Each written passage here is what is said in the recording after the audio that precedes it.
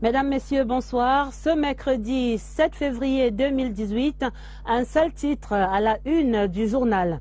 Et voici le Conseil constitutionnel. Le chef de l'État, Paul Biya, a signé ce mercredi 3 importants décrets, nomme les membres et le président de la haute juridiction. Le 3e texte annonce les sénatoriales pour le dimanche 25 mars. Lecture des textes et premier décryptage dans un instant. Vous entendrez la réaction du président Tangana Clément. Ouvrant donc le journal avec ces importants textes, 3 décrets signés ce mercredi par le président de la République, Paul Biya. 2 de ces textes au Conseil constitutionnel prévu par la Constitution de 1996 à travers la nomination du président et des membres et l'organisation du secrétariat général de la haute juridiction. Le 3e texte porte convocation du collège électoral pour l'élection des sénateurs, des sénatoriales annoncées pour le dimanche 25 mars. Présentation des textes présidentiels de ce mercredi. Séverin Alégambélé. Cela avait déjà été dit. 2018 est une année électorale importante.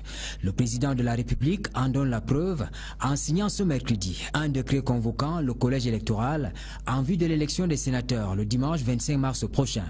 Le scrutin de liste sans vote préférentiel ni panachage, convoqué au moins 45 jours avant, va se dérouler entre 8h et 18h.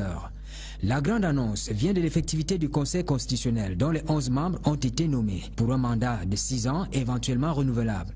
On le verra bien à l'œuvre pendant les élections sénatoriales parce que justement son rôle est, entre autres, de veiller à la régularité des élections parlementaires, des consultations référendaires et d'en proclamer les résultats. S'agissant de la lecture technique, juridique, on observe qu'une bonne partie des membres nommés par le président de la République ont une bonne expertise juridique.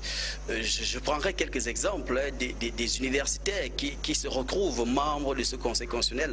Le professeur Bipounoum, le professeur Lekenen Donfak et surtout le conseiller juridique du chef de l'État, ce qui démontre qu'on a pleinement conscience des missions qui sont dévolues à cette juridiction dans la protection de la suprématie de la norme constitutionnelle et dans la consolidation de l'État de droit au Cameroun. Le 3e texte signé par le président de la République ce mercredi organise le secrétariat général, l'appareil administratif du Conseil constitutionnel. Première analyse de ces décrets dans un instant. Nous retrouverons sur ce plateau le rédacteur en chef soir, Aimé Robert Bina. Mais d'abord, les 11 membres du Conseil constitutionnel présentent des états de service éloquents à leur tête pour présider la haute juridiction. Clément Atangana, magistrat hors échelle, ancien président de la Chambre administrative de la Cour suprême. Première réaction du nouveau président du Conseil constitutionnel ce soir. Il a été rencontré à chaud par Steve Tchega et Kembenge de CRTV News. Monsieur le Président, bonsoir, félicitations. Merci beaucoup. Vous êtes le tout premier président du Conseil constitutionnel du Cameroun. Première réaction? Je suis surpris et comme dans toute surprise, on ne peut savoir quoi dire dans l'immédiat. Mais vous êtes bien conscient des missions qui vous attendent? Bien sûr, comme c'est une continuité de ce que j'ai déjà fait, je vois ce qu'il y aura à faire et le poids de la charge. Et nous allons nous atteler à faire ce qu'on pourra, ce qu'on devra. Aimé Robert Bina, bonsoir. Bonsoir Adèle. Bienvenue sur ce plateau. On peut déjà dire dans un premier temps que la nomination des membres du Conseil constitutionnel ce soir et la convocation du collège électoral pour les sénatoriales, on a dit le 25 mars prochain, redonne l'écho au message du chef de l'État. Le 31 décembre dernier, on se souvient, le président Paul Biya avait annoncé le parachèvement de la mise en place des institutions prévues par la Constitution, avant de préciser que 2018 serait une importante année électorale, on dirait promesse présidentielle tenue? Absolument, Adèle. De la parole aux actes, le chef de l'État n'a guère prolongé le suspense. 35 jours après ce message à la nation qui laissait entrevoir cette accélération de l'histoire, tout est désormais clair. Le Cameroun ne connaîtra pas de glissement de calendrier électoral s'agissant des sénatoriales. Élus pour la première fois le 14 avril 2013, les sénateurs remettent leur mandat en jeu le 25 mars prochain, en total respect du code électoral qui dispose à son article 230 que le collège des électeurs pour l'élection des sénateurs est convoqué par le président de la République 45 jours, au moins avant la date du scrutin. Et faut-il le rappeler, ils seront 70 à être élus par les 10 632 conseillers municipaux qui constituent le collège électoral, alors que 30 sénateurs seront nommés par le président de la République qui exercera ainsi ses prérogatives constitutionnelles. Par cette accélération de l'histoire voulue par le président Paul Biya, on vivra un processus électoral inédit au Cameroun. Pour la première fois, pour la toute première fois, le contentieux pré- et post-électoral ainsi que la proclamation des résultats des sénatoriales du 25 mars seront assurés par le Conseil constitutionnel. Et précision importante, Adèle, tous les Camerounais peuvent continuer de s'inscrire sur les listes électorales car ce scrutin, les sénatoriales, ne s'adresse qu'à un collège électoral restreint, 10 632 conseillers municipaux. Précision importante, Aimé Robert, mais revenons au Conseil constitutionnel. Est-ce qu'on peut dire à présent que cette institution très attendue, dont l'activation est effective ce mercredi, vient ainsi consolider l'état de droit et la démocratie au Cameroun? Et c'est une nouvelle ère, ou si vous préférez, un nouvel ordre politique avec l'avènement du Conseil constitutionnel qui va donc désormais statuer sur la constitutionnalité des lois dans une fonction d'organe régulateur de la bonne marche des institutions, mieux avec le cycle électoral engagé par ces sénatoriales et la mère des élections attendues, la présidentielle, le Conseil constitutionnel est de nature à rassurer tous les acteurs en veillant à la régularité de toutes ces élections. L'avènement du Conseil constitutionnel donnera aussi l'opportunité aux Camerounais de vivre un événement exceptionnel dans notre processus démocratique. Nous verrons pour la première fois l'Assemblée et le Sénat, les deux chambres convoquées en congrès, car selon la Constitution du 18 janvier 1996, les membres du Conseil constitutionnel prêtent serment devant le Parlement réuni en congrès. Et on dit généralement les institutions ne valent que ce que valent les hommes chargés de les animer. Est-ce qu'on peut juger ces premiers membres du tout premier Conseil constitutionnel camerounais? Et on vient d'entendre le président Atangana dans ce journal. Ils ont des atouts à mettre en avant, ils ont leurs compétences, ils ont leur expérience. Clément Atangana, par exemple, un vieux briscard aguerri aux ficelles du droit au Cameroun. Vous le dites si bien, à tout seigneur, tout honneur. Clément Atangana a au moins deux atouts mettre en main. Ancien président de la Chambre administrative de la Cour suprême, vous l'avez dit, ex-président de la Commission nationale de recensement général des votes pendant près de 2 décennies. Il a une ingénierie difficile à égaler en matière de contentieux électoral. Avec ses allures débonnaires, il sait mettre en confiance les acteurs du jeu électoral. D'autres noms frappent au premier regard à la lecture de cette liste. Le ministre Joseph-Marie Bipoumoum, constitutionnaliste rompu aux procédures complexes comme le conflit de Bakassi, Jean Foumana Kam, mémoire vivante de la justice camerounaise dont il connaît quasiment tout ou presque. Le professeur Lekene Ndonfak, agrégé de droit public, ancien ministre, ancien parlementaire, le ministre Emmanuel Bondé, ancien ministre de la fonction publique avec un regard panoramique sur la marche de l'État. Madame Marie-Florence Rita, riche d'une expérience dans une juridiction internationale. Ce Conseil constitutionnel épouse, comme de bien entendu, l'ère du temps, le genre, le multiculturalisme et le bilinguisme.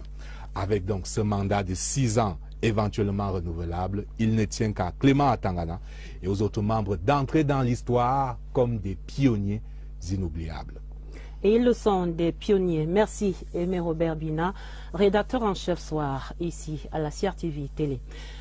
Politique encore, ce soir, on va parler du président du Sénat, Martial Ndjifendji, qui est en séjour à Douala, dans le littoral. Il recevait en audience hier mardi à sa résidence des chefs des communautés des ressortissants de la région de l'Ouest vivant à Douala. Parmi ces autres, le ministre Laurent Esso, élite de la région, le gouverneur Dieudonné Vaadiboa et tous les sénateurs de la région du littoral. Le compte rendu, Daoud Moulion. Merci encore. Un geste de cœur, un acte de soutien à l'endroit d'un père de famille. Le geste est symbolique, mais la nature du cadeau en dit long. Un fauteuil royal offert par l'ensemble des chefs des communautés des ressortissants de l'Ouest vivant dans l'Ovouri.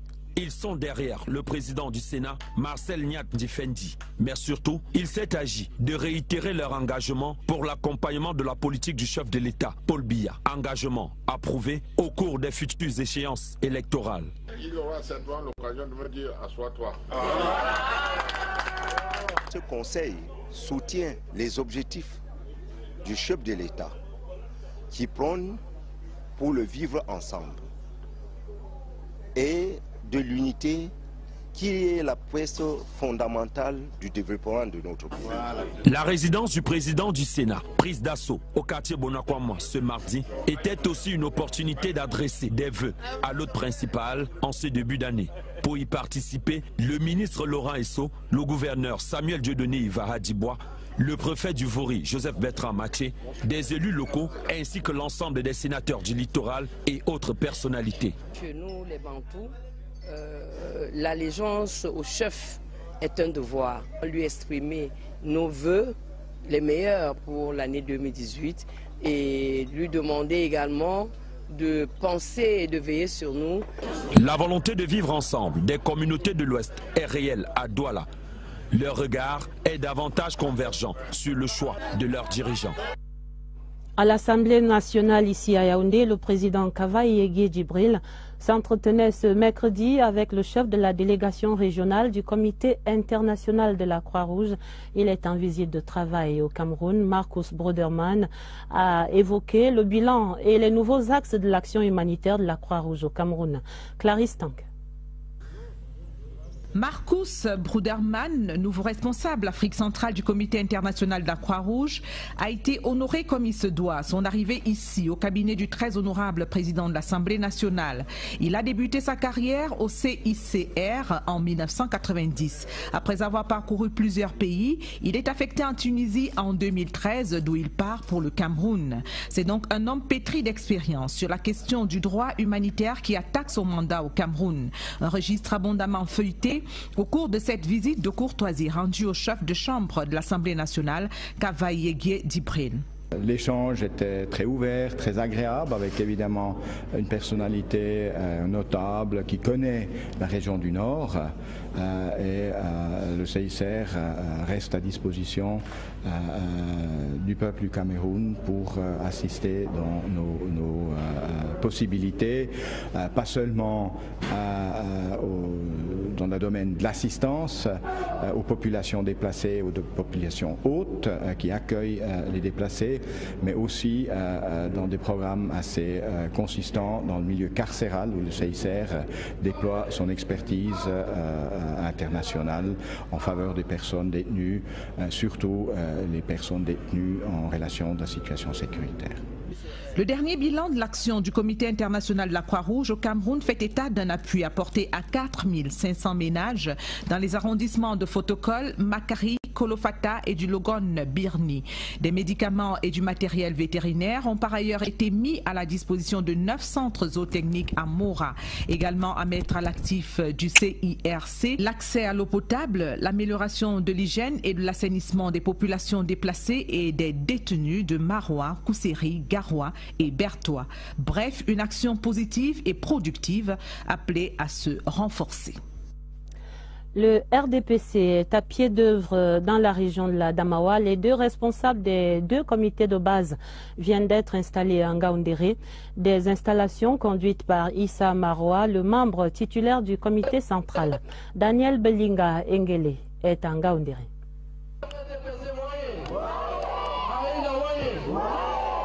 C'est un pari gagné pour les membres du RDPC dans cette bourgade de Ngaoundéré. Installer 2 comités de base dans un bastillon de l'opposition. L'objectif est donc désormais clair. Faire un 100% aux élections et arracher par la même occasion la commune de Ngaoundéré premier entre les mains de l'opposition. A martelé Issa Maroa, membre titulaire du comité central du RDPC, envoyé ici par le chef de la délégation régionale permanente El Hadj Abou Ousmanou. Pour ce faire, les nouveaux élus ont du pain sur la planche. Nous avons demandé à ces vaillants militants d'inscrire leurs différents militants à Elekam et qu'ils fidélisent les militants qui ont commencé avec eux et de conquérir d'autres. Dans les différentes interventions, les riverains du quartier Bamnyanga, Amadjangi et de Mayo Ila ont soulevé un certain nombre de difficultés rencontrées au quotidien, des doléances qui sont tombées dans les bonnes oreilles et ont eu des promesses qui porteront dans les jours à venir des fleurs. Nous les demandons leur voix pendant les élections et ce qu'ils ont demandé, l'eau potable et l'électricité, et avec tout l'avantage, grâce à Dieu, au président Paul Biya et à Aladji Mohamedou Abou Ousmane, ça va se faire. Qu'ils comptent sur nous. L'acquisition de cet important bastion démontre que les 100% de votes recherchés seront atteints pour les différentes échéances électorales à venir. L'actualité au Cameroun, ce sont également les préparatifs de la 52e édition de la fête nationale de la jeunesse. Le village jeunesse 3e édition recevait ainsi l'ancien officiel. Ce mercredi, le ministre de la jeunesse et de l'éducation civique, Mounouna Foutsou, est allé inaugurer la plateforme jeune ouverte au musée national. La cérémonie racontée ici par Daniel Menanga. C'est la fête au village. Les jeunes font valoir leurs meilleurs atouts. Un visiteur de marque est là. Le ministre de la Jeunesse et de l'Éducation civique peut provoquer le déclic dans l'envol de leurs activités. J'ai besoin d'une machine même pour transformer les bambous de Chine en plusieurs objets. On a l'espoir qu'en voyant ce que nous faisions, on peut penser comment faire à ce que notre secteur d'activité évolue. Au village jeunesse cette année, se comptent les succès pour déblayer le chemin d'un avenir radieux. Il y en a qui, même sans accompagnement encore, font déjà des merveilleuses réalisations et cela, j'ai demandé immédiatement que nos services les prennent en charge pour leur accompagnement. Un salon d'opportunités se dresse dans le village. Opportunités dans l'agriculture, l'économie numérique et autres secteurs porteurs. Nos jeunes sont talentueux. Il y en a qui sont accompagnés déjà par des programmes gouvernementaux et qui s'en sortent déjà, qui sont déjà pratiquement des modèles pour d'autres jeunes. Ici, le quartier de la citoyenneté. La base de toute entreprise prospère, le civisme. Et c'est aussi ça, le message que le ministre de la Jeunesse et de l'Éducation civique passe, case par case. Il le connaît, ce beau village jeune. Et on peut le voir également dans les établissements scolaires, la fièvre de la fête monte. Les manifestations se multiplient avec des kermesses et autres journées culturelles. Ce mercredi, par exemple, était jour de répétition générale des sectoriels dans l'arrondissement de Yaoundé 5. Allons prendre le pouls des préparatifs là-bas avec Agnès Solange Abessolo. Des petites colonnes minces et nombreuses à perte de vue, des déplacements ordonnés au rythme d'une même chanson, c'est que les élèves du primaire et du secondaire, ainsi que leurs aînés du supérieur, marquent le pas en cadence pour le 11 février prochain, certains pour la première fois. J'en suis très émue. Je pourrais voir comment ça se passe souvent, comme dans la télé. J'ai choisi de défiler, non seulement parce que je veux représenter mon pays, et aussi c'est un honneur pour chaque Camerounais de contribuer. Le défilé, ce sera au boulevard du 20 mai pour ces jeunes de l'arrondissement de Yaoundé 5e. Le but de la sectorielle du défilé du 11 février est d'amener les enfants à maîtriser le chant, de maîtriser le pas et qu'on ait le train du défilé de l'arrondissement. Au lycée bilingue des Sosses, nous sommes en plein cœur dans la semaine culturelle avec ce match de football interclasse. Une semaine qui désormais va durer 11 jours selon le nouveau concept arrêté par le MINJEC. Nous avons décidé d'insérer cela parce que nous ne pouvons pas nous éloigner de nos cultures. Il y aura une exposition des mets traditionnels, il y aura des danses traditionnelles, il y aura même la promotion des anciens jeux. Si je vous parle d'une doshi, des claquettes. Ce mercredi était donc baptisé journée traditionnelle ici au lycée bilingue des Sosses, une activité qui vient souligner l'influence prépondérante de la culture sur la personnalité des jeunes en fonction de leurs différences. Et de cette différence découle une joie de vivre inestimée.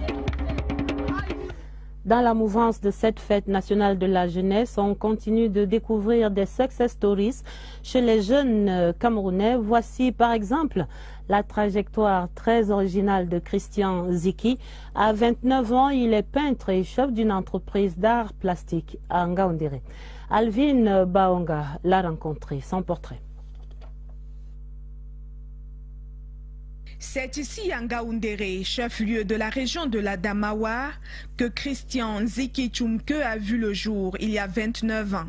Christian, comme tous les jeunes à scolarité difficile, a frôlé de près la délinquance. On se met à faire beaucoup de petites erreurs, peut-être des fois à cause de la compagnie qu'on a. Aujourd'hui, Christian est un peintre professionnel, décorateur en bâtiment, sérigraphe, sculpteur sur bois et céramique. Il recycle également des objets jugés vétustes et en fait des œuvres d'art. Avec ces roues de voiture, j'essaie donc de remettre ça en valeur.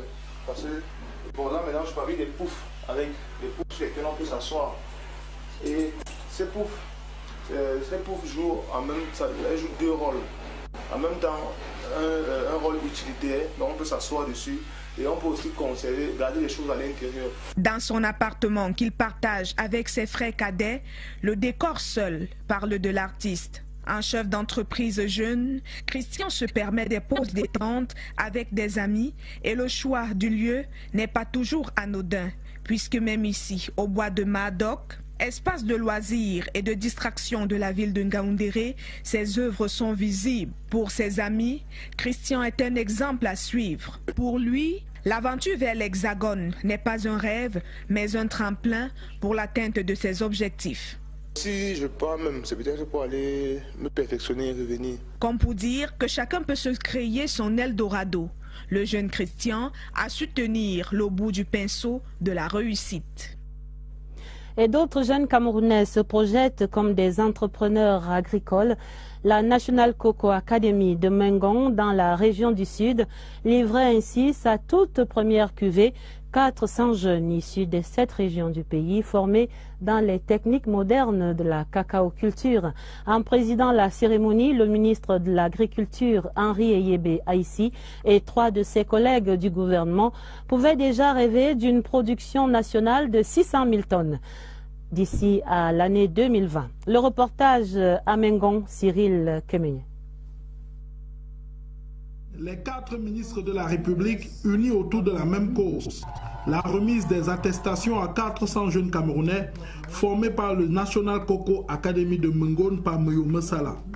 Aux côtés du Minader Henri Eyébé Aïssi sont parfaitement reconnaissables ses homologues du commerce, de l'emploi et de la formation professionnelle, ainsi que de la jeunesse et de l'éducation civique. Preuve que l'agriculture occupe une place de choix dans la relance économique au Cameroun. Le chef de l'État a invité les jeunes à s'engager dans les métiers de la terre, de l'agriculture. Le gouvernement a engagé une campagne de sensibilisation à l'endroit de ces jeunes. Et nous avons choisi, et nous le soulignons depuis 2016, que le chef de l'État les a formellement invités à se former pour pouvoir devenir de véritables entrepreneurs agricoles. Une autre bonne nouvelle, le Cameroun s'emploie à moderniser les chaînes de valeur du cacao. Pour cela, un changement des mentalités est requis. Les pouvoirs publics attendent des 400 jeunes formés qu'ils contribuent efficacement à l'amélioration des performances du Cameroun au plan agricole. On a bien reçu la formation, mais on n'a pas de moyens pour maintenant matérialiser nos acquis. Qu'après avoir eu ces apprentissages que nous avons pu faire et avoir des connaissances, les capitaliser, peut-être en devenir nous-mêmes propres producteurs.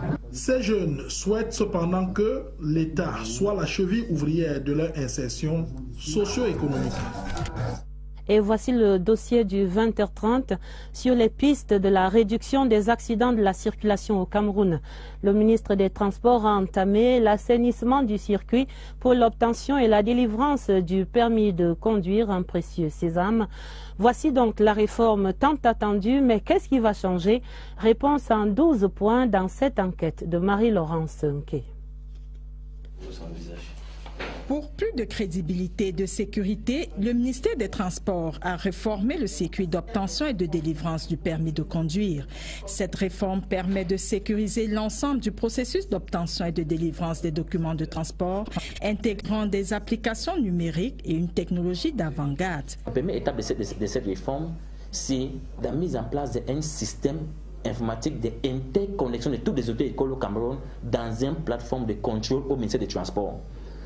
Pour procéder à ça, nous avons fait un audit de toutes les auto-écoles et informatisation de tous les agréments des auto-écoles. Cette plateforme qui a identifié cette auto-école porte toutes les catégories de permis de conduire que cette auto-école a été agréée par le ministère des Transports pour former des candidats. L'inscription des apprenants à la conduite automobile se fait désormais en ligne au moyen d'un livret. C'est ainsi qu'un fichier informatisé et sécurisé a été mis en place pour donner un aperçu des auto-écoles agréées au Cameroun. Chaque jour que vous êtes à l'auto-école, il y a un livret national qui contient, ce livret national a le contenu pédagogique de tous les différents modules que vous devez avoir. Vous devez assimiler pendant votre séjour à l'auto-école. Et ce livret est codifié pour chaque auto-école. Et chaque candidat, dès l'inscription à l'auto-école, on vous donne un livret qui est codifié à votre nom. Et ce livret est unique. L'espoir serait que toutes ces mesures puissent diminuer la fraude au permis de conduire et par ricochet les accidents de circulation sur nos axes routiers. Arrêt à présent dans ces auto-écoles donc, maillon important s'il en est dans la chaîne de production de ces permis de conduire au Cameroun. Comment ces acteurs clés s'ajustent au changement du code de conduite décidé par le ministère des Transports? Voici leur réaction dans ce reportage de Oswald Modon. Si son prénom, c'est Rodrigue, je tape Rodrigue. Il en sera désormais ainsi pour tout candidat au permis de conduire sur toute l'étendue du territoire camerounais. Une inscription en ligne dont l'objectif est de laisser sur le bas-côté les candidats fictifs. La nouvelle réforme, avec ses 12 points, est diversement appréciée par les promoteurs d'auto-écoles. Enfin, nous sommes en sécurité. Les auto-écoles sont vraiment en sécurité, peuvent maintenant faire leur boulot. Puisque plusieurs accidents de circulation dans notre pays, on disait toujours les auto-écoles forment mal. Inscrit un élève en ligne qui va sécuriser le permis en route, qui est manuel. Problème, l'informatisation des auto-écoles n'est pas encore la chose du monde la mieux partagée chez nous. Vous savez déjà le problème d'Internet au niveau du Cameroun. Si à Yaoundé j'ai des difficultés, celui qui est un peu à mon atelier va faire comment? Vous croyez que c'est possible? J'ai essayé de faire, mais ça ne donne pas. Ça ne passe pas. Le livret, lui, est bien présent. Il est d'ailleurs indispensable pour le suivi que le ministère a désormais instauré. Autre point d'achoppement, la somme de 5 000 francs que le candidat doit désormais débourser pour, dit-on, sécuriser le système. Cette somme, c'est déjà très coûteux, puisque ce n'est pas seulement 5 000 francs. Il faut avoir les crédits pour accéder à l'Internet. Soit ils sont des faux, ça veut dire qu'ils n'ont pas eu le code pour l'inscription en ligne. Et des deux, ils pratisaient avec beaucoup de gens qui ne faisaient pas beaucoup plus dans notre métier, qui collectaient les dossiers pour les présenter dans les délégations de transport. Seulement, la réforme est irréversible. Il faudra donc s'arrimer à la nouvelle donne. Une réforme qui, à elle seule, fait déjà sortir certains loups du bois. Un autre document précieux au cœur de la grande enquête du 20h30 ce soir pour questionner la crédibilité de l'un de ces papiers les plus populaires dans notre administration. Il s'agit du certificat médical, une pièce indispensable pour justifier des absences en cas de maladie. La réglementation précise qu'il n'est délivré que par un médecin assermenté. Mais est-ce toujours le cas? Lucie Colette Avoulou retrace ici les chemins parfois tortueux dans la délivrance du certificat médical au Cameroun. Le certificat médical, pièce officielle délivrée par une entité agréée pour les besoins des administrations et des entreprises. Il existe deux types de certificats. Le certificat médical qui coûte 900 francs, qui peut être délivré à la demande du patient lui-même, et le certificat médico-légal qui est très souvent demandé par un juge. Et à ce moment, il coûte 1800 francs.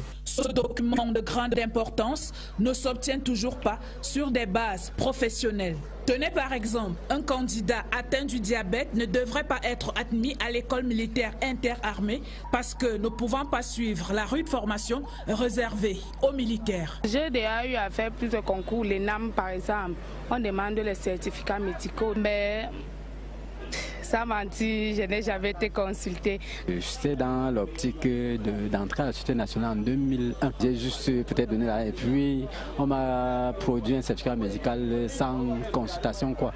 Le certificat médico-légal, lui, est régulièrement utilisé dans les cas de voies de fait et des violences diverses. Ici aussi, l'authenticité n'est pas toujours assurée. J'ai déjà eu un cas comme ça, un certificat médical de 21 jours. Blessure légère, mais on n'a pas vu la blessure. Je lui ai demandé d'aller revoir son médecin. Il est parti une fois, il n'est plus revenu. Le nombre de jours d'incapacité donné au patient exprime l'incapacité pour ce patient à mener les activités de la vie quotidienne. Si un patient se retrouve donc avec 35 jours, ça suppose qu'il peut être dans le coma. Que dit l'Ordre national des médecins? Le médecin expose à des sanctions qui peuvent aller des blâmes, des avertissements, jusqu'à la suspension d'activité, qui peut aller de 3 mois à 1 an, ou alors à la radiation pure et simple du tableau de l'Ordre des médecins. Les dérives observées dans le processus de délivrance de certains certificats médicaux ont ôté toute la valeur à ce document, pourtant d'importance capitale. Et c'est là un appel pour un assainissement urgent dans ce secteur également. Le ministre de la Santé publique, justement, qui vient d'achever une visite de travail à Boya, dans la région du Sud-Ouest, il y est allé pour inspecter le chantier en construction du centre hospitalier universitaire, une infrastructure qui va faire la fierté de la région. Confirmation avec notre correspondante sur place, Brigitte Mbozé.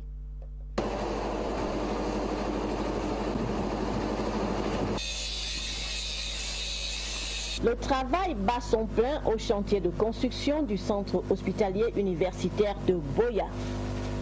Ici, le niveau d'exécution est estimé à près de 6% pour 28% des délais consommés.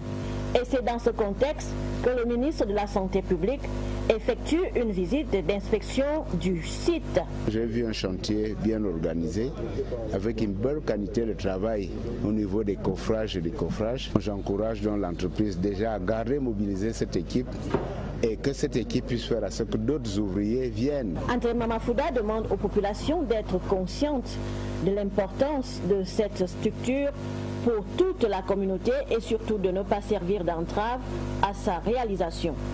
Ce chantier qui va faire la fierté de la région du Sud-Ouest, que toutes les populations du Sud-Ouest permettent à ce que les jeunes qui viennent travaillent en toute sérénité. Le centre hospitalier universitaire de Boya va coûter 15 milliards de francs CFA. Ici à Yaoundé, les chrétiens de la paroisse du Sacré-Cœur du quartier Mokolo sont atterrés depuis la semaine dernière, depuis la profanation du sanctuaire par des vandales toujours recherchés. L'enquête ouverte devrait permettre de clarifier les circonstances et les responsables de cette profanation. En attendant, les chrétiens sont en prière, mais ont pris le temps de recevoir notre reporter, Carmen Billet. Mais où est donc passé le buste du Sacré-Cœur de Jésus du sanctuaire de Mokolo? La statue en bronze, ici en photo, a été décrochée de la porte de la Miséricorde par des inconnus il y a une semaine. Au petit matin du mercredi 31 janvier de cette année 2018, nous avons découvert que le buste principal représentant le Sacré-Cœur de Jésus avait été arraché de notre porte sainte. Et nous en avons informé la hiérarchie, le vicaire général. L'effigie du Sacré-Cœur de Jésus qui a disparu a une forte symbolique non seulement pour ce sanctuaire, mais aussi pour l'Église catholique tout entière. L'effigie qui a été arrachée représente pour les fidèles chrétiens de manière visible ce cœur sacré qui aime les hommes, qui aime l'humanité. Pour l'Église catholique tout entière, c'est le lieu de foisonnement de l'amour de Dieu. Après ce forfait, l'Église a entamé une procédure légale, mais aussi une neuvaine de prière. Nous avons commencé depuis le 5 février dernier une neuvaine de réparation. Nous faisons cette prière-là d'amende honorable parce que le Sacré-Cœur a été profané, mais également solliciter la conversion de ceux qui auraient posé cet acte. Il y a 2 ans, c'est le tabernacle de cette paroisse qui avait été profané. Le coupable, un garçon de 11 ans, avait emporté les hosties avant de passer aux aveux après une semaine de prière. À suivre donc à Mokolo. Total Cameroun a 70 ans. Les 3 jours d'activité pour la célébration ont connu leur apothéose le 18 janvier sur les berges du Vouri à Bonasama. Célébration en présence d'un parterre de personnalités administratives, traditionnelles et du monde des affaires. Et cerise sur ce gâteau d'anniversaire, la présence de l'artiste Manu Dibango. Daoud Mouliom était de la fête à Douala. Arrivée impressionnante d'un invité de marque pour la célébration d'une présence septuagénale. Pour ses 70 ans de présence au Cameroun, la société Total a fait appel à un géant de la musique dans le monde, Manu Dibango, artiste intemporel, reflet de l'énergie et de la diversité culturelle du Cameroun dans le monde. Il y a environ 70 ans que le roi du saxophone, alors âgé de 15 ans, quittait le Cameroun pour l'Occident. À la croisée des chemins, Total Cameroun, dont les Camerounais bénéficient depuis 1947 de la qualité des services, l'expertise et la performance ont gagné de l'espace et résisté au temps. Total est là, fait partie des murs depuis très longtemps, 70 ans, c'est quand même un bel âge. Ce serait bien de faire une saga sur les moments où ils sont arrivés, où il y avait très peu de voitures, il y a très peu de pompes à essence. Comment ils allaient vers Tchang et Bolouva. Leur histoire qui fait partie de l'histoire du Cameroun. Autour d'un cocktail, des centaines de partenaires et clients. La tradition locale est valorisée à travers une course de pirogues en présence des autorités traditionnelles Sawa. En tête à l'arrivée, l'équipe du quartier Djebalé qui dame ainsi le pion à Bonasama, Bonaberi et Bonamoussadi. C'est l'occasion pour le directeur général de Total Cameroun, Imran Bari, d'évoquer la constance du leadership de Total dans la distribution des produits pétroliers et dérivés comparé à la carrière de Manu, artiste de toutes les générations, redécouvert lors d'une conférence de presse. Les meilleurs tubes de l'artiste qui honore par sa présence sont compilés et distribués sur CD. C'est là l'épilogue d'une célébration qui aura duré 3 jours. Clients, partenaires, fournisseurs et les 3000 personnels des 182 stations-service présentes au Cameroun ont célébré les valeurs de sécurité, respect de l'autre, esprit de pionnier, solidarité et performance chères à l'entreprise. Joyeux anniversaire, Total Cameroun. Et voici les sports. On parle de la 6e édition des Dixiades. Ce sera à Bafoussam cette année 2018. L'événement qui se déroule donc du 15 au 21 de ce mois de décembre va mobiliser plus de 3000 athlètes et encadreurs des 10 régions. L'événement, les Jeux qui ont fait l'objet de la signature d'un protocole d'accord entre le Comité national olympique et sportif du Cameroun et les 16 fédérations sportives retenues. Le récit de cette signature, Jean-Cyriac Bessé. 16 disciplines sportives seront sur la ligne de départ des Jeux nationaux Dixiades prévus à Bafoussam au mois de décembre 2018. Pour une meilleure implication des fédérations sportives civiles nationales, retenu dans le vaste chantier de préparation de l'événement, le Comité national olympique et sportif du Cameroun, représenté par son président, le colonel Hamad Kalkaba Malboum, et les présidents de fédération ont signé ce mardi un protocole d'accord qui définit les modalités de collaboration. La cérémonie de signature du dit protocole d'accord a permis au CNOSC de dévoiler quelques innovations contenues dans la feuille de route des 6e Jeux nationaux, notamment les mascottes. Il y en aura 2, Tagné et Magné, pour coller à la culture Foussep. Magne et Tagne se portent très bien. Vous savez que c'est des noms symboliques dans la communauté de l'Ouest Cameroun. Bafoussam accueille les Jeux nationaux du Cameroun au mois de décembre. Nous avons voulu que la contribution de la région et de la ville de Bafoussam soit une contribution totale, permettant de découvrir les richesses culturelles, traditionnelles, touristiques. Et dans ces conditions, il fallait trouver des normes qui portent au rassemblement. Un âge limite est à nouveau instauré. Contrairement aux éditions précédentes, seuls les athlètes de moins de 23 ans pourront prendre part au Dixiad. Les présidents de fédérations sportives présents à la cérémonie adhèrent à la vision du hockey olympique. Du 15 au 21 décembre de l'année courante, Bafoussam va accueillir plus de 3000 athlètes et encadreurs dans le cadre des Dixiad. Et voilà qui met un terme à cette édition du 20h30. Le titre majeur aujourd'hui au Cameroun. Et voici le Conseil constitutionnel. Le chef de l'État Paul Biya a signé ce mercredi 7 importants décrets. 2 nomment les membres et le président de la haute juridiction. Le 3e texte annonce les élections sénatoriales pour le dimanche 25 mars. On a eu dans ce journal la lecture et les premiers décryptages de ces textes avec le rédacteur en chef Aimé Robert Bina qui a reconnu la pertinence de ces décrets et on a entendu la réaction émue du président Atangana Clément. La fin de 20h30 préparée avec la collaboration de Florence Ngwangele. Vous aurez d'autres informations à minuit en compagnie de Nicole Dodo et de Baldwin Sama. Très belle soirée sur la CRTV et à demain, 20h30.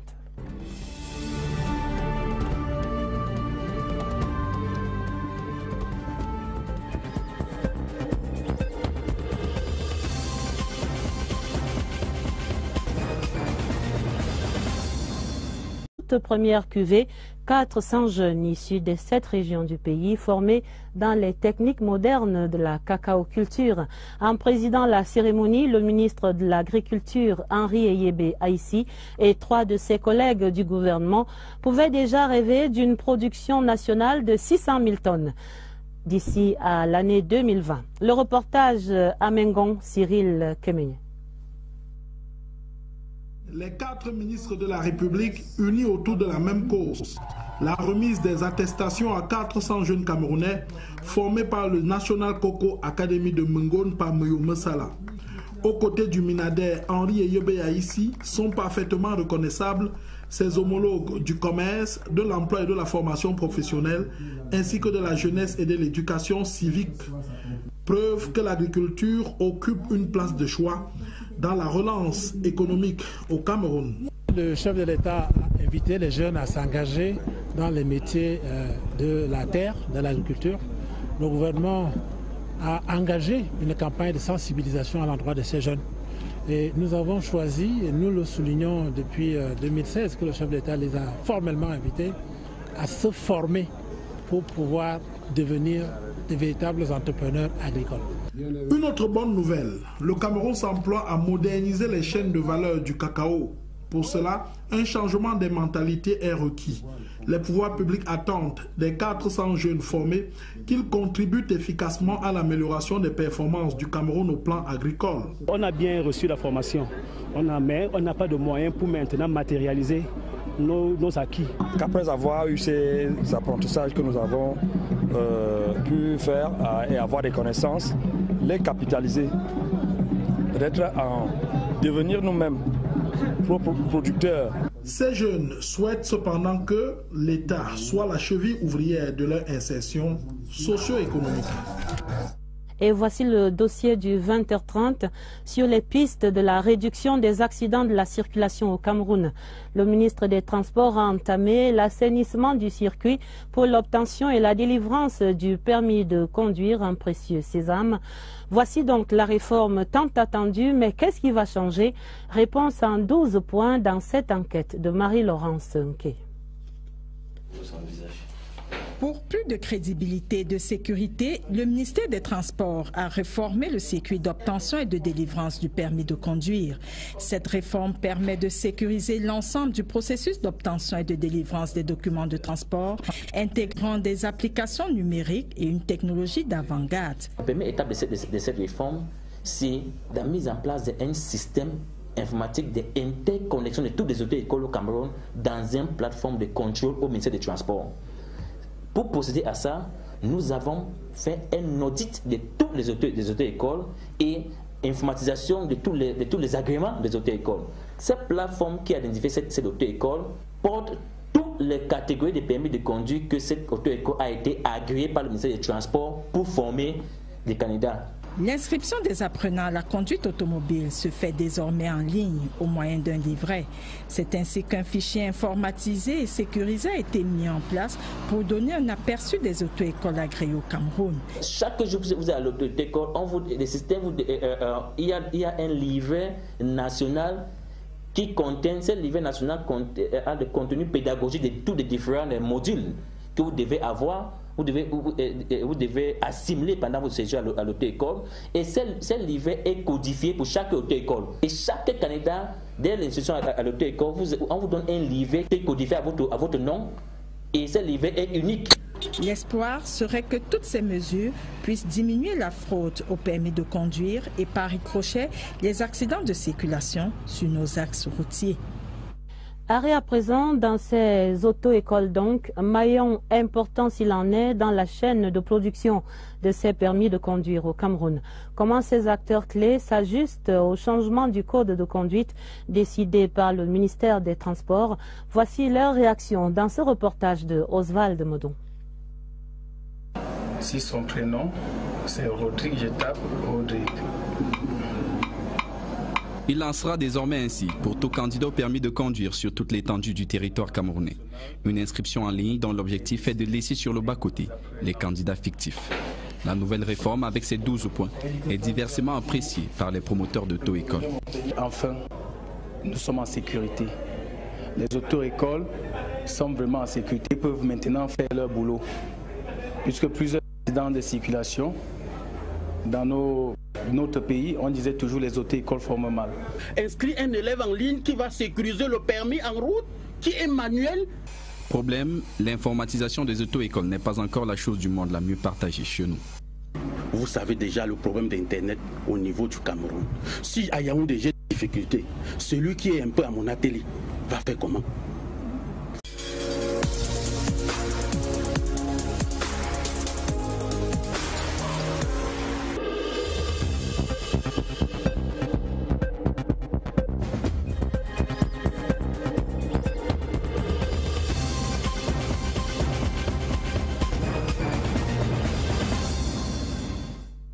Mesdames, Messieurs, bonsoir. Ce mercredi 7 février 2018, un seul titre à la une du journal. Et voici le Conseil constitutionnel. Le chef de l'État, Paul Biya, a signé ce mercredi 3 importants décrets, 2 nomment les membres et le président de la haute juridiction. Le 3e texte annonce les sénatoriales pour le dimanche 25 mars. Lecture des textes et premier décryptage dans un instant. Vous entendrez la réaction du président Tangana Clément. Ouvrant donc le journal avec ces importants textes, 3 décrets signés ce mercredi par le président de la République, Paul Biya. 2 de ces textes d'accord au Conseil constitutionnel prévus par la Constitution de 1996 à travers la nomination du président et des membres et l'organisation du secrétariat général de la haute juridiction. Le 3e texte porte convocation du collège électoral pour l'élection des sénateurs, des sénatoriales annoncées pour le dimanche 25 mars. Présentation des textes présidentiels de ce mercredi. Séverin Alégambélé.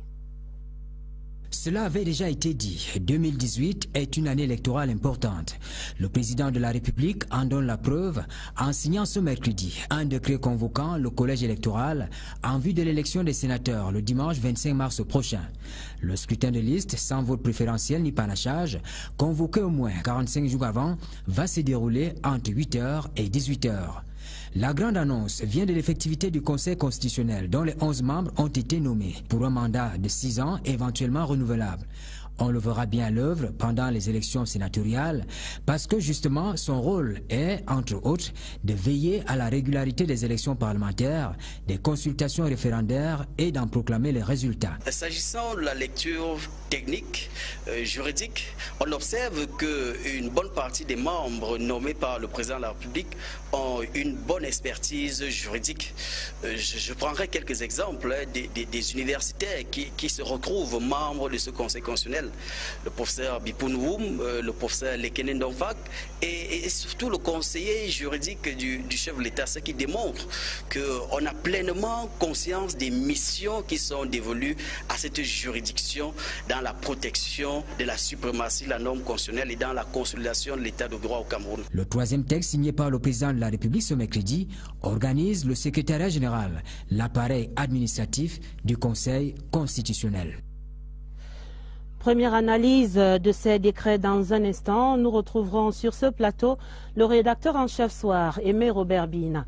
Mais d'abord, les 11 membres du Conseil constitutionnel présentent des états de service éloquents à leur tête pour présider la haute juridiction. Clément Atangana, magistrat hors échelle, ancien président de la Chambre administrative de la Cour suprême.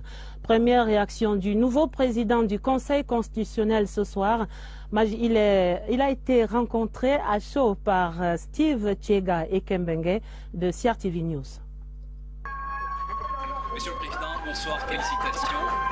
Merci beaucoup. Vous êtes le tout premier président du Conseil constitutionnel du Cameroun. Première réaction? Je suis surpris et comme dans toute surprise, on ne peut savoir quoi dire dans l'immédiat. Mais vous êtes bien conscient des missions qui vous attendent? Bien sûr, comme c'est une continuité de ce que j'ai déjà fait, je vois ce qu'il y aura à faire et le poids de la charge. Et nous allons nous atteler à faire ce qu'on pourra, ce qu'on devra. Aimé Robert Bina, bonsoir. Bonsoir Adèle. Bienvenue sur ce plateau. On peut déjà dire dans un premier temps que la nomination des membres du Conseil constitutionnel ce soir et la convocation du collège électoral pour les sénatoriales, on a dit le 25 mars prochain, redonne l'écho au message du chef de l'État. Le 31 décembre dernier, on se souvient, le président Paul Biya avait annoncé le parachèvement de la mise en place des institutions prévues par la Constitution, avant de préciser que 2018 serait une importante année électorale. On dirait promesse présidentielle tenue. Absolument, Adèle. De la parole aux actes, le chef de l'État n'a guère prolongé le suspense. 35 jours après ce message à la nation qui laissait entrevoir cette accélération de l'histoire, tout est désormais clair. Le Cameroun ne connaîtra pas de glissement de calendrier électoral s'agissant des sénatoriales. Élus pour la première fois le 14 avril 2013, les sénateurs remettent leur mandat en jeu le 25 mars prochain, en total respect du code électoral qui dispose à son... Voyant ce que nous faisions, on peut penser comment faire à ce que notre secteur d'activité évolue. Au village jeunesse cette année, se comptent les succès pour déblayer le chemin d'un avenir radieux. Il y en a qui, même sans accompagnement encore, font déjà des merveilleuses réalisations et cela, j'ai demandé immédiatement que nos services les prennent en charge pour leur accompagnement. Un salon d'opportunités se dresse dans le village. Opportunités dans l'agriculture, l'économie numérique et autres secteurs porteurs. Nos jeunes sont talentueux. Il y en a qui sont accompagnés déjà par des programmes gouvernementaux et qui s'en sortent déjà, qui sont déjà pratiquement des modèles pour d'autres jeunes. Ici, le quartier de la citoyenneté. La base de toute entreprise prospère, le civisme. Et c'est aussi ça, le message que le ministre de la Jeunesse et de l'Éducation civique passe, case par case. Il le connaît, ce beau village jeune. Et on peut le voir également dans les établissements scolaires, la fièvre de la fête monte. Les manifestations se multiplient avec des kermesses et autres journées culturelles. Ce mercredi, par exemple, était jour de répétition générale des sectoriels dans l'arrondissement de Yaoundé 5. Allons prendre le pouls des préparatifs là-bas avec Agnès Solange Abessolo. Des petites colonnes minces et nombreuses à perte de vue, des déplacements ordonnés au rythme d'une même chanson, c'est que les élèves du primaire et du secondaire, ainsi que leurs aînés du supérieur, marquent le pas en cadence pour le 11 février prochain, certains pour la première fois. J'en suis très émue. Je pourrais voir comment ça se passe souvent, comme dans la télé. J'ai choisi de défiler, non seulement parce que je veux représenter mon pays, et aussi c'est un honneur pour chaque Camerounais de contribuer. Le défilé, ce sera au boulevard du 20 mai pour ces jeunes de l'arrondissement de Yaoundé 5e. Le but de la sectorielle du défilé du 11 février est d'amener les enfants à maîtriser le chant, de maîtriser le pas et qu'on ait le train du défilé de l'arrondissement. Au lycée bilingue des Sosses, nous sommes en plein cœur dans la semaine culturelle avec ce match de football interclasse. Une semaine qui désormais va durer 11 jours selon le nouveau concept arrêté par le MINJEC. Nous avons décidé d'insérer cela parce que nous ne pouvons pas nous éloigner de nos cultures. Il y aura une exposition des mets traditionnels, il y aura des danses traditionnelles, il y aura même la promotion des anciens jeux. Si je vous parle d'une doshi, des claquettes. Ce mercredi était donc baptisé journée traditionnelle ici au lycée bilingue des Sosses, une activité qui vient souligner l'influence prépondérante de la culture sur la personnalité des jeunes en fonction de leurs différences. Et de cette différence découle une joie de vivre inestimable. Dans la mouvance de cette fête nationale de la jeunesse, on continue de découvrir des success stories chez les jeunes Camerounais. Voici par exemple la trajectoire très originale de Christian Ziki. À 29 ans, il est peintre et chef d'une entreprise d'art plastique à Ngaoundéré. Alvin Baonga l'a rencontré, son portrait. C'est ici à Ngaoundéré, chef-lieu de la région de la Damawa, que Christian Ziki Chumke a vu le jour il y a 29 ans. Christian, comme tous les jeunes à scolarité difficile, a frôlé de près la délinquance. On se met à faire beaucoup de petites erreurs, peut-être des fois à cause de la compagnie, la compagnie qu'on a. Aujourd'hui, Christian est un peintre professionnel, décorateur en bâtiment, sérigraphe, sculpteur sur bois et céramique. Il recycle également des objets jugés vétustes et en fait des œuvres d'art. Avec ces roues de voiture, j'essaie donc de remettre ça en valeur. Parce que pour là, maintenant, je fabrique des poufs avec des poufs sur lesquels on peut s'asseoir. Et ces poufs jouent en même temps, elles jouent deux rôles. En même temps, un rôle utilitaire, donc on peut s'asseoir dessus. Et on peut aussi conserver, garder les choses à l'intérieur. Dans son appartement qu'il partage avec ses frères cadets, le décor seul parle de l'artiste. Un chef d'entreprise jeune, Christian se permet des pauses détentes avec des amis et le choix du lieu n'est pas toujours anodin, puisque même ici, au bois de Madoc, espace de loisirs et de distraction de la ville de Ngaoundéré, ses œuvres sont visibles. Pour ses amis, Christian est un exemple à suivre. Pour lui, l'aventure vers l'Hexagone n'est pas un rêve, mais un tremplin pour l'atteinte de ses objectifs. Si je pars même, c'est peut-être pour aller me perfectionner et revenir. Comme pour dire que chacun peut se créer son Eldorado. Le jeune Christian a su tenir le bout du pinceau de la réussite. Et d'autres jeunes Camerounais se projettent comme des entrepreneurs agricoles. La National Cocoa Academy de Mengon, dans la région du Sud, livrait ainsi sa toute... Dieudonné Ivara Dibois, le préfet du Vaury, Joseph Bertrand Maché, des élus locaux ainsi que l'ensemble des sénateurs du littoral et autres personnalités. Chez nous, les Bantous, l'allégeance au chef est un devoir. Lui exprimer nos vœux, les meilleurs pour l'année 2018, et lui demander également de penser et de veiller sur nous. La volonté de vivre ensemble des communautés de l'Ouest est réelle à Douala. Leur regard est davantage convergent sur le choix de leurs dirigeants.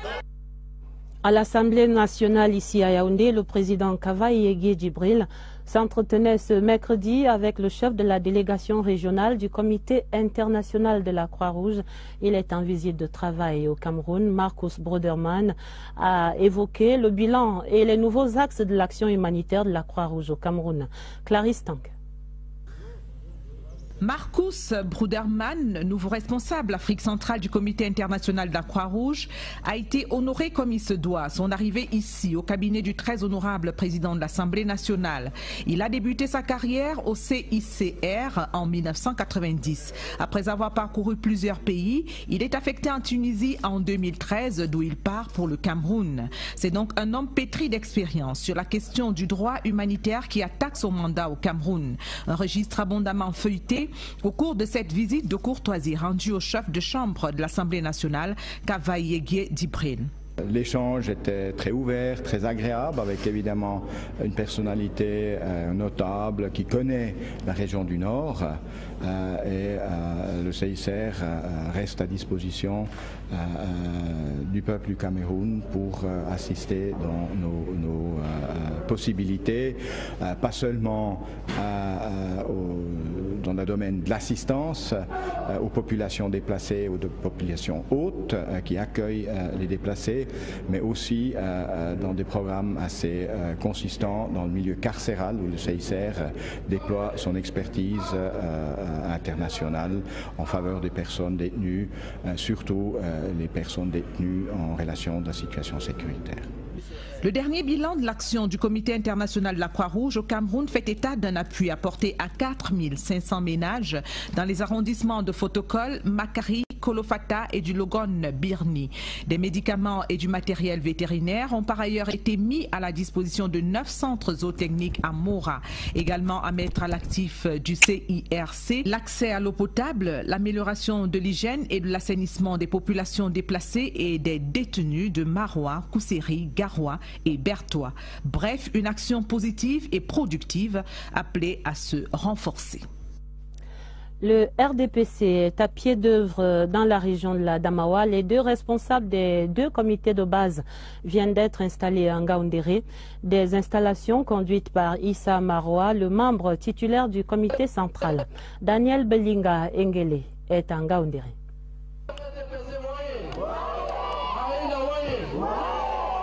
C'est un pari gagné pour les membres du RDPC dans cette bourgade de Ngaoundéré. Installer 2 comités de base dans un bastillon de l'opposition. L'objectif est donc désormais clair, faire un 100% aux élections et arracher par la même occasion la commune de Ngaoundéré réprimée entre les mains de l'opposition. A martelé Issa Maroa, membre titulaire du comité central du RDPC, envoyé ici par le chef de la délégation régionale permanente El Hadj Abou Ousmanou. Pour ce faire, les nouveaux élus ont du pain sur la planche. Nous avons demandé à ces vaillants militants d'inscrire leurs différents militants à Elekam et qu'ils fidélisent les militants qui ont commencé avec eux et de conquérir d'autres. Dans les différentes interventions, les riverains du quartier Bamnyanga, Amadjangi et de Mayo Ila ont soulevé un certain nombre de difficultés rencontrées au quotidien, des doléances qui sont tombées dans les bonnes oreilles et ont eu des promesses qui porteront dans les jours à venir des fleurs. Nous les demandons leur voix pendant les élections et ce qu'ils ont demandé, l'eau potable et l'électricité, et avec tout l'avantage, grâce à Dieu, au président Paul Biya et à Aladji Mohamedou Abou Ousmanou, ça va se faire. Qu'ils comptent sur nous. L'acquisition de cet important bastion démontre que les 100% de votes tant recherchés seront atteints pour les différentes échéances électorales à venir. L'actualité au Cameroun, ce sont également les préparatifs de la 52e édition de la fête nationale de la jeunesse. Le village jeunesse 3e édition recevait ainsi l'ancien officiel. Ce mercredi, le ministre de la jeunesse et de l'éducation civique, Mounouna Foutsou, est allé inaugurer la plateforme jeune ouverte au musée national. La cérémonie racontée ici par Daniel Menanga. C'est la fête au village. Les jeunes font valoir leurs meilleurs atouts. Un visiteur de marque est là. Le ministre de la Jeunesse et de l'Éducation civique peut provoquer le déclic dans l'envol de leurs activités. J'ai besoin d'une machine même pour transformer les bambous de Chine en plusieurs objets. On a l'espoir qu'en article 230 que le collège des électeurs pour l'élection des sénateurs est convoqué par le président de la République 45 jours au moins avant la date du scrutin. Et faut-il le rappeler, ils seront 70 à être élus par les 10 632 conseillers municipaux qui constituent le collège électoral, alors que 30 sénateurs seront nommés par le président de la République qui exercera ainsi ses prérogatives constitutionnelles. Par cette accélération de l'histoire voulue par le président Paul Biya, on vivra un processus électoral inédit au Cameroun. Pour la première fois, pour la toute première fois, le contentieux pré- et post-électoral ainsi que la proclamation des résultats des sénatoriales du 25 mars seront assurés par le Conseil constitutionnel. Et précision importante, Adèle, tous les Camerounais peuvent continuer de s'inscrire sur les listes électorales, car ce scrutin, les sénatoriales, ne s'adresse qu'à un collège électoral restreint, 10 632 conseillers municipaux. Précision importante, Aimé Robert, mais revenons au Conseil constitutionnel. Est-ce qu'on peut dire à présent que cette institution très attendue, dont l'activation est effective ce mercredi, vient ainsi consolider l'état de droit et la démocratie au Cameroun? Et c'est une nouvelle ère, ou si vous préférez, un nouvel ordre politique avec l'avènement du Conseil constitutionnel qui va donc désormais statuer sur la constitutionnalité des lois dans une fonction d'organe régulateur de la bonne marche des institutions, mieux avec le cycle électoral engagé par ces sénatoriales et la mère des élections attendues, la présidentielle, le Conseil constitutionnel est de nature à rassurer tous les acteurs en veillant à la régularité de toutes ces élections. L'avènement du Conseil constitutionnel donnera aussi l'opportunité aux Camerounais de vivre un événement exceptionnel dans notre processus démocratique. Nous verrons pour la première fois l'Assemblée et le Sénat, les deux chambres convoquées en congrès, car selon la Constitution du 18 janvier 1996, les membres du Conseil constitutionnel prêtent serment devant le Parlement réuni en congrès. Et on dit généralement les institutions ne valent que ce que valent les hommes chargés de les animer. Est-ce qu'on peut juger ces premiers membres du tout premier Conseil constitutionnel camerounais? Et on vient d'entendre le président Atangana dans ce journal. Ils ont des atouts à mettre en avant, ils ont leurs compétences, ils ont leur expérience. Clément Atangana, par exemple, un vieux briscard aguerri aux ficelles du droit au Cameroun. Vous le dites si bien, à tout seigneur, tout honneur. Clément Atangana, au moins deux atouts mettre en main. Ancien président de la Chambre administrative de la Cour suprême, vous l'avez dit, ex-président de la Commission nationale de recensement général des votes pendant près de 2 décennies. Il a une ingénierie difficile à égaler en matière de contentieux électoral. Avec ses allures débonnaires, il sait mettre en confiance les acteurs du jeu électoral. D'autres noms frappent au premier regard à la lecture de cette liste. Le ministre Joseph-Marie Bipoumoum, constitutionnaliste rompu aux procédures complexes comme le conflit de Bakassi, Jean Foumanakam, mémoire vivante de la justice camerounaise dont il connaît quasiment tout ou presque, le professeur Lekene Ndonfak, agrégé de droit public, ancien ministre, ancien parlementaire, le ministre Emmanuel Bondé, ancien ministre de la fonction publique avec un regard panoramique sur la marche de l'État, Madame Marie-Florence Rita, riche d'une expérience dans une juridiction internationale. Ce Conseil constitutionnel épouse, comme de bien entendu, l'ère du temps, le genre, le multiculturalisme et le bilinguisme. Avec donc ce mandat de 6 ans éventuellement renouvelable, il ne tient qu'à Clément Atangana et aux autres membres d'entrer dans l'histoire comme des pionniers inoubliables. Et ils le sont, des pionniers. Merci Aimé Robert Bina, rédacteur en chef soir ici à la CRTV Télé. Politique encore, ce soir on va parler du président du Sénat, Marcel Nyat Ndjifendji, qui est en séjour à Douala dans le littoral. Il recevait en audience hier mardi à sa résidence des chefs des communautés des ressortissants de la région de l'Ouest vivant à Douala. Parmi ces autres, le ministre Laurent Esso, élite de la région, le gouverneur Dieudonné Vaadiboa et tous les sénateurs de la région du littoral. Le compte rendu, Daoud Moulion. Merci encore. Un geste de cœur, un acte de soutien à l'endroit d'un père de famille. Le geste est symbolique, mais la nature du cadeau en dit long. Un fauteuil royal offert par l'ensemble des chefs des communautés des ressortissants de l'Ouest vivant dans l'Ovouri. Ils sont derrière le président du Sénat, Marcel Nyat Ndjifendji. Mais surtout, il s'est agi de réitérer leur engagement pour l'accompagnement de la politique du chef de l'État, Paul Biya. Engagement approuvé au cours des futures échéances électorales. Il aura certainement l'occasion de me dire « assois-toi ».